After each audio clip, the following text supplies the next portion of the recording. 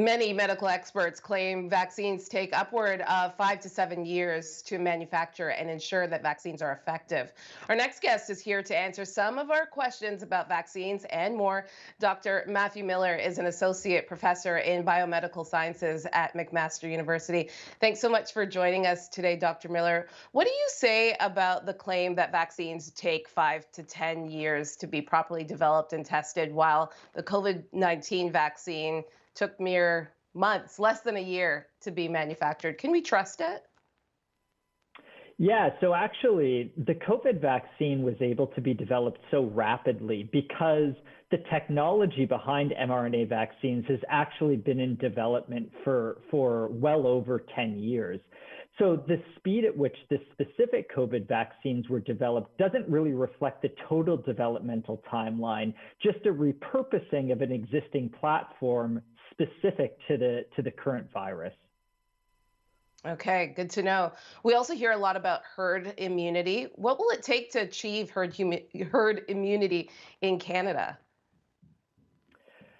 Well, the ability to achieve herd immunity really depends on how transmissible the virus is. And based on what we know about the transmissibility of SARS-CoV-2, it's probable that we'll be able to see herd effects in Canada as soon as around 70% of the population becomes immune. So that immunity can be reached obviously by a combination of people who have already been infected as well as those who will get the vaccine. Okay, we've also heard about side effects. A few people have had some side effects when it comes to the vaccine. What are you hearing? What are some of those side effects that maybe some of us will experience once we get the vaccine? Well, the common side effects associated with the COVID vaccines are very, very similar to the side effects that we're used to experiencing with almost any vaccine. These include things like pain and swelling at the injection site, muscle soreness, sometimes chills, or very rarely a very short-lived fever. Those are essentially what people most commonly experience when they get the COVID vaccine. And those side effects tend to happen more frequently after the second shot than after the first shot. And really what that means is just that your immune system is responding to the vaccine the way that we would hope for it to. Okay, so it's quite normal then to have these slight side effects. Absolutely, it's extremely common and very normal to see these sort of low grade side effects after receiving the vaccine.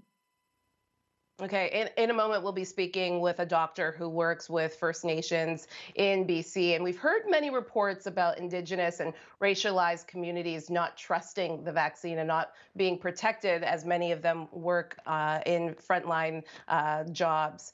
What would you say to these Canadians who might be concerned or weary about the vaccine?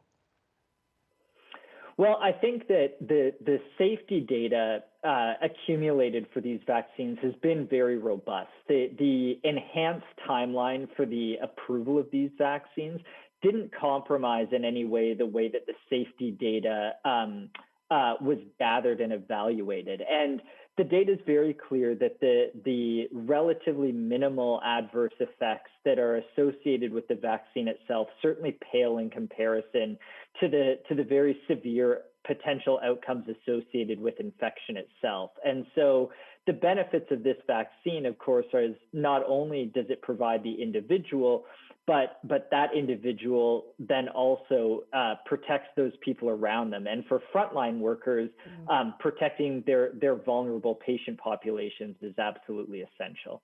All right, Dr. Matthew Miller, Associate Professor in Biomedical Sciences at McMaster University. Thanks so much for joining us today.